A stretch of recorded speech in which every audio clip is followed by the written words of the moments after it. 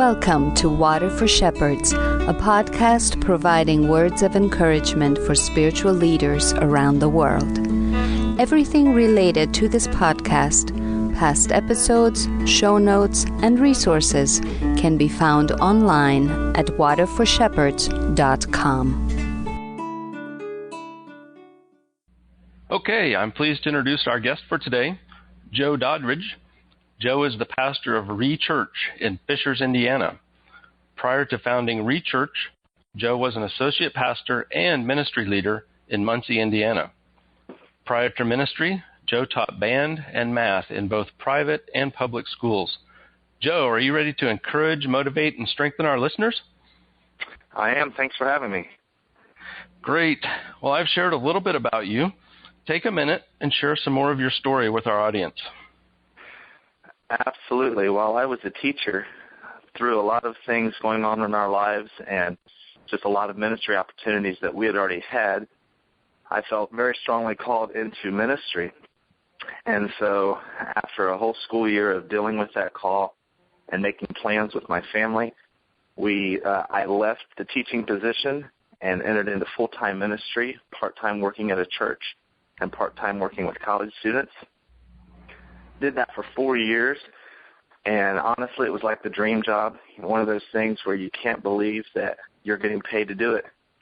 But through the course of that, through just Bible reading, through prayer, through circumstances, through other people in our lives, we just really felt called to leave that position and go start a new non-denominational church in Fishers, Indiana. So we left our church about a year and a half ago, and we came down here. We formed a small core group, and we've been going at it ever since. And we're still small but slowly growing and having a great time, also having a little bit of a nervous time because you just never know what's going to happen, but we're just trusting God with it. That's great, and it's important that you have a call to the ministry, and I'm glad you mentioned that right up front. Joe, would you share a favorite quote or a favorite scripture along with the application of that? Absolutely. And this I have to share a few things on because I'm just so excited about some of these quotes that have driven who I am and how I approach ministry. The first is a quote by Tim Stevens in a book he wrote called Pop Goes the Church. And he wrote this. He wrote, "Many churches are like restaurants where the service is lousy, the atmosphere is uncomfortable, and the food is bad." And, man, that just really resonates with me because it's not so much that we have to be about entertaining our culture or about living up to all of their expectations of kind of how Hollywood sets the bar high for what is quality and what is not. But on the other hand, if we're going to reach this media-saturated culture, we've got to reach them in a way that our quality is good and what we provide is something that they would actually want to come back to. Mm-hmm. Let me share one more quote with you, and this is by Mark Twain, famous quote. He wrote, "I knew a man who grabbed a cat by the tail and learned 40% more about the cats than the man who didn't." And I love that quote, too, because I found that right whenever I was wrestling with this call to leave my associate pastor position and plant this new church. And that quote just resonated with me that, hey, you just got to go out and do it and learn some lessons and make some mistakes, and that's just the best way. One more, I want to share with you a scripture verse that means a lot to me, and I think resonates well with this generation, and that's John 14:11. "Believe me that I am in the Father, and the Father is in me, or else believe on account of the works themselves." And that's by Jesus. And we live in a society that's a facts-based society. We live in a scientific method society where everything has to be reasoned out, everything has to be proven. And I think that it's one thing to argue with people and to try to get them to believe in a God because they'll argue against that all day. But the last part of that verse said, "Or else believe because of the facts themselves or because of the works themselves."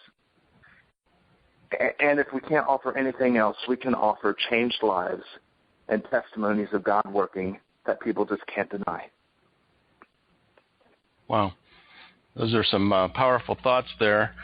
I couldn't help but think when you were talking about the first quote by Tim Stevens that, Victoria and I visit churches quite often, and unfortunately it's usually a pretty cold, unloving atmosphere.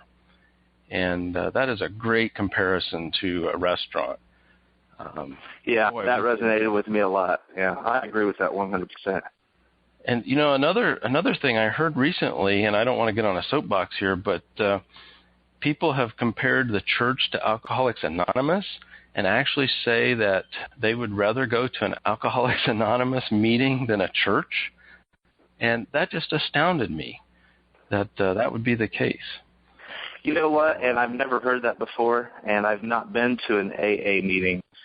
But my gut tells me that the motivation behind that is that if you go to an Alcoholics Anonymous meeting, you are going to be authentic, and you're going to see people's real lives really where they are. And we don't get a lot of that in church. Mm-hmm. Exactly. Well, we've got to move on. I would love to take about an hour and unpack that, but we need to move on here. What's your typical day, understanding that pastors don't have typical days, but what does that look like? What's your week like? Give us a little insight into what goes on in your life. Well, my current position is a lot different than my last position, even though I'm technically full-time. Since we're such a small church and since the income is just not there, my current week is split doing wearing multiple hats. Number one, I work out of the house, so whenever I'm working on ministry things, I have a desk and I'm preparing sermons and thinking about the future of the church and planning and visioning, and I like to spend some time dreaming even whenever those dreams never come true. So that's part of my day, part of my week. But because of my position and my wife is working full-time right now to help support us, I also do some extra things. I substitute teach about every other week or so. I babysit my niece and nephew once a week as a way to make a little bit of money. So my week is filled with all kinds of things, and it's kind of a bonus if somewhere in that week, every once in a while, I might have a lunch with somebody or someone in the church or someone who's visited the church or something like that. Well, great. You've got the ideal commute working from home. Absolutely. The gas prices are great. And keep up with those lunches. Those are great to meet people face-to-face in this social media society. We don't do that enough, and that face-to-face time is very important. It is. I wish I did more of it. I need to make myself do more of it.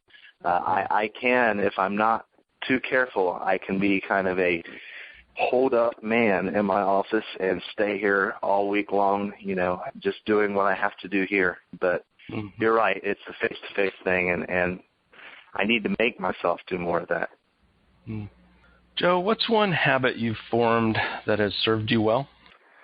Whenever I think about sermon prep, I go back to my days in college of writing essays and writing research papers. And something that always helped me well then was to make sure that I broke it up over a couple of days so that I could have a fresh brain to kind of relook at it. So I do that with my sermon prep. I'll spend one day where I'll just gather notes and do an exegesis of the passage and think about things in my life that apply. And then I put it away, and I make sure that I have a night to sleep or 2 nights to sleep before I even look at it again. Because there's just something about coming back at it with a fresh mind and with fresh eyes and having slept a little bit that gives a little bit of clarity that wasn't there before. Good. So it's the breaking up of the preparation and taking time in between to ruminate on that material. And so that's served you very well as you've prepared your teachings, your sermons? Yeah, it absolutely has. I think that sometimes people can decide, okay, it's time to prepare a sermon or whatever and hold themselves up in an office for 8 hours, and that's all they do all day. But I found, at least the way my brain works, that at some point there's a certain time where you just need a break, where you need to give your brain something else to do and maybe let the subconscious work on it a little bit. Yep, that's great. Now, can you share one challenge you faced in your life and how you handled it and what you learned from it? Just go into that a little bit. Yeah, what I think of whenever I think of challenges is I think of the challenges that we had whenever we decided as a family that we were going to leave Muncie, Indiana, and move to Fishers to start this church. And there were several things that we just laid out there before God and before people that we knew and said, these are things that we need to have happen in order for this thing to work. 4 things specifically. We needed our house to sell. Now, this was a year and a half ago in early 2012 when the housing market was probably at about its lowest, getting ready to recover. And we needed our house to sell. And on top of that, we didn't have cash to bring to the table if our house wasn't going to sell for what it was worth. So that's one challenge we faced. And as God would do it, like he often does, we sold the house literally in our last month of living in Muncie before we had to move to Fishers so that we could start our kids in school. And we closed on the house just a few days after we moved, and we nearly broke exactly even on the house, so that was a really cool thing. A few other challenges quickly. My wife needed a full-time job in order for us to make this move, and God gave her that. And then a few months into that job, gave her a tremendous raise that's just really blessed us beyond what we ever expected. I was seeking out families and individuals who would help support us. And so I had some fundraising, which I was kind of nervous to do, but we had over 40 families come alongside and help support us for a year in our first year of the plant. And then finally, we needed a core group, and God provided that as well. And we started the church with 4 families who met together and prayed together and planned this thing together. Well, those are certainly some things that a lot of people can relate to as far as moving and the sale of a house, and jobs are always an issue for people, and those are neat, and it's neat to see how God has brought you through those moments. I think the thing that's sad about it is that every time I tell the story and I think about it, I'm reminded of God's faithfulness, and that's not the sad part. The sad part is that I can often find myself like the Israelites in the book of Judges, where just a year removed from God doing all these things, I start to think, oh, is God in this, or woe is me, or how's this ever going to happen? And memory is short sometimes, and that's the sad part. Yeah, that's a great reminder. Now let's switch to the opposite side, and don't use those same examples now, but can you share one aha moment or a blessing or, quote, success that you've had and how you handled it? And, we learn from those, too, so what you learned from that. Yeah, absolutely. The whole idea behind our church, and we call it our name Re-Church, the prefix Re because Re means to do it again, is that before God called me to plant this church, I just was really reading a lot and fascinated a lot with people who used to attend church, especially as youth or whatever the case, or as kids with their families, and then they leave church. And so we really wanted people to return to church. That we had several rewords that kind of make up who we are, but people returning to church is one of the big things. And about 4 months into starting our church, and it's been a slow start, and we've grown, but it's been slow. But about 4 months in, we had our first family start coming who has been faithfully attending ever since, who just fits exactly the heart that God gave us. And that is a couple who had attended church as youth. Then they got to college and kind of dropped out. Then they got married, and they kind of never went. Every once in a while went. Then they had a child and still kind of never went. And then they got plugged into our church. And now they're there every Sunday, and God's just doing a neat work in their lives. And that's been a really cool thing, and that's been really validating to us as well. Well, that's neat, and it's neat to see that somebody would come, somebody would get plugged in, and as a ministry leader myself, that's what you long for, is to see people come into, quote, the family, and to be a part of that. So that's just great. Absolutely. Now, Joe, you haven't been in the ministry that long, but if you were to start over, do you think you would do anything differently? And if so, what would that be? Well, I think whenever I think about my current situation in starting this church, For multiple reasons, we decided to start a non-denominational church. So automatically that kind of put us in a position where we didn't have denominational support or anything like that. So I think from the very beginning, I probably would have sought out church planning networks or maybe some other things like that.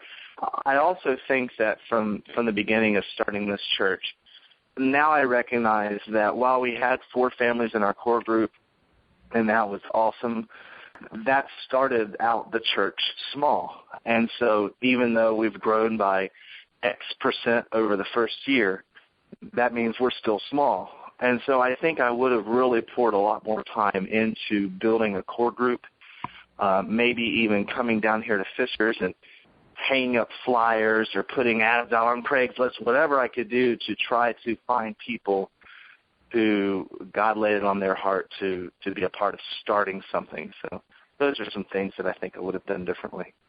Mm-hmm.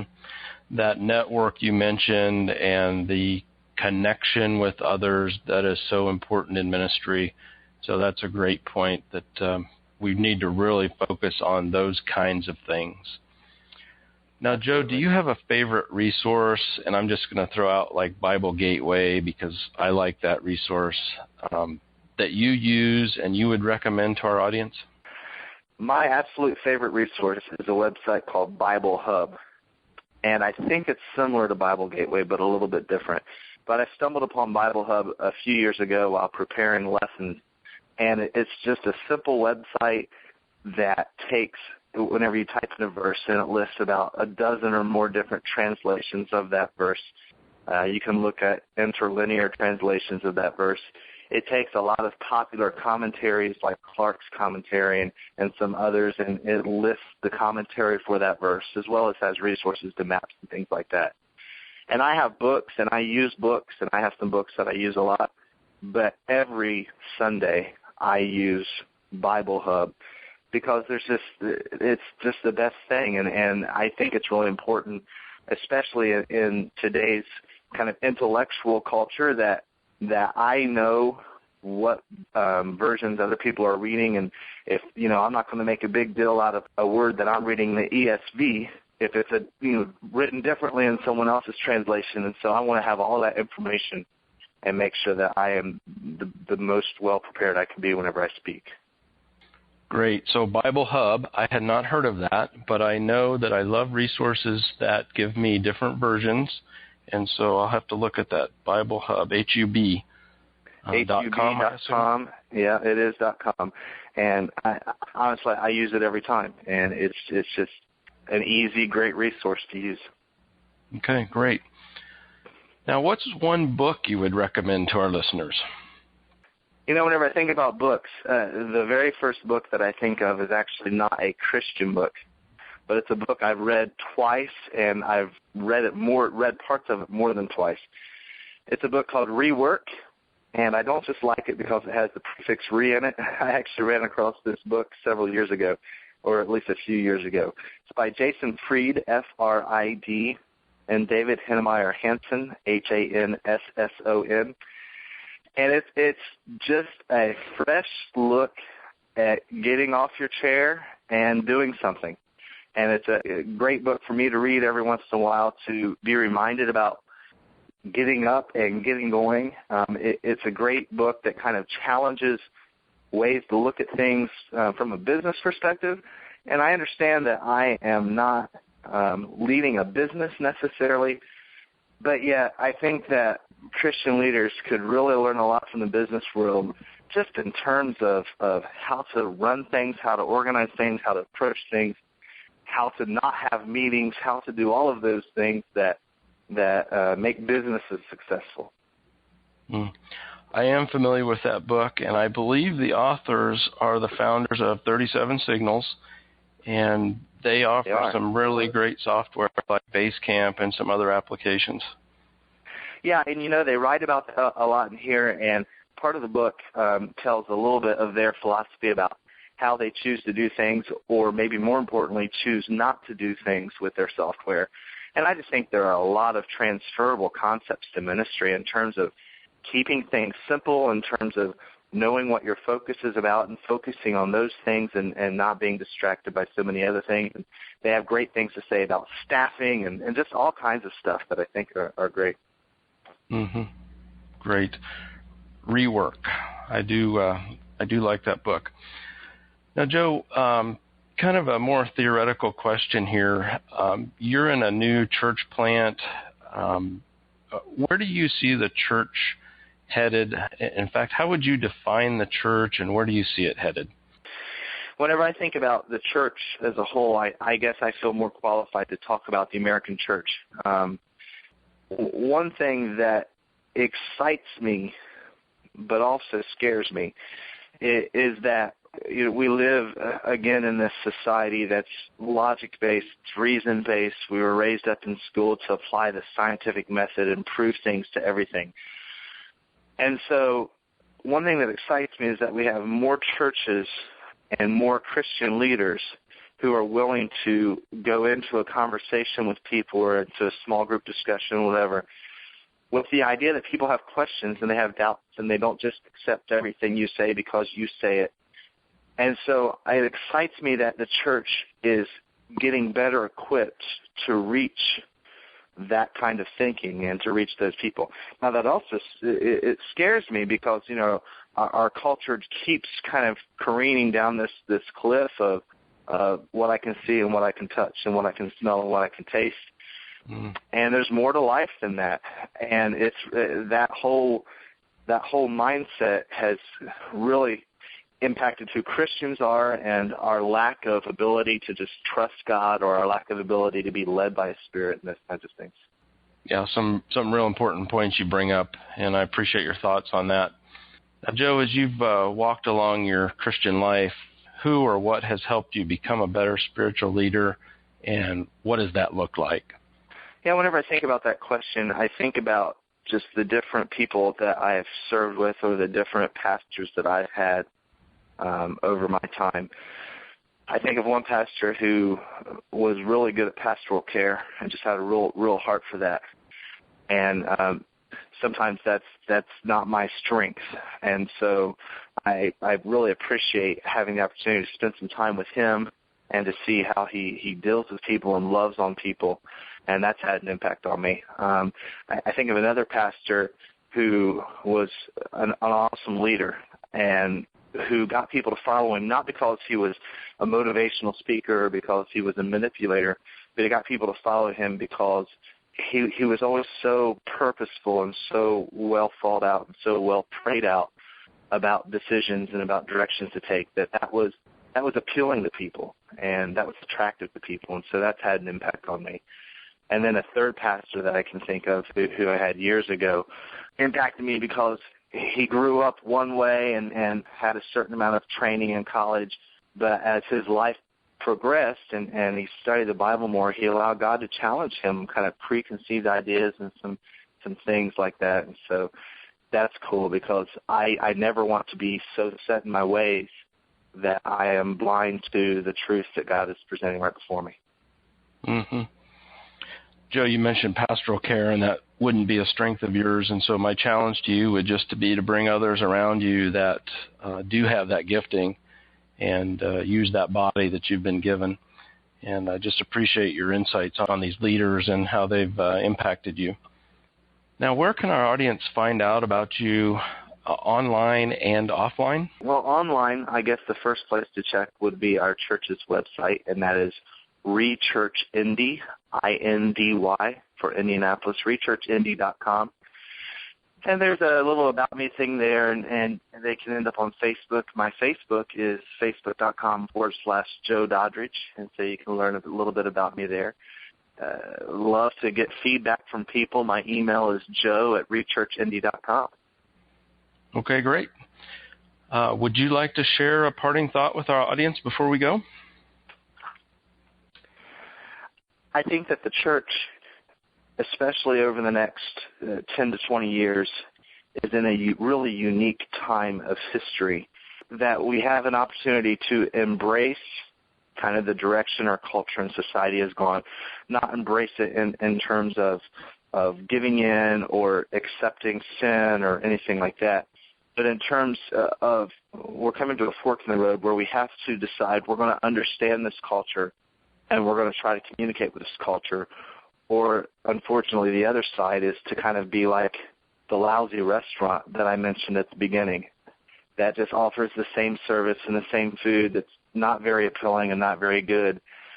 And unfortunately, that's not a sustainable way. Churches that do that, our culture is changing too much, and we're going to have to find a way to reach them without compromise, but also with a heart and understanding for where they are. You know, as you were talking, I wrote down the word relevant. I think we need to be relevant to our culture and bringing Jesus Christ to this culture. That's great, yeah. And relevant doesn't mean having to do always I think that relevant for people in the last 20 years has meant to change their style of music. And while that might be a part of relevance, that's not what relevance is. And I think it's unfortunate whenever pastors and ministry leaders think relevance is just what kind of music we play. No, relevance it's a mindset. It's an idea of going in that most people doubt. Most people in our churches doubt and are uncertain. And sometimes, if we're honest, it's okay to say ourselves that we have times of doubt and uncertainty. And it's that whole authenticity that the world wants to see That's why I think they'd rather go to an AA meeting than to church, is because they don't get that authenticity at church. Mm-hmm. Yeah, well, that's a great thought to end on, Joe, and I want to thank you so much for coming on the show today. Thank you for listening to Water for Shepherds, a podcast providing words of encouragement for spiritual leaders around the world. You may contact us with your comments and questions at waterforshepherds.com. Please share these encouraging words with others. And as always, be encouraged.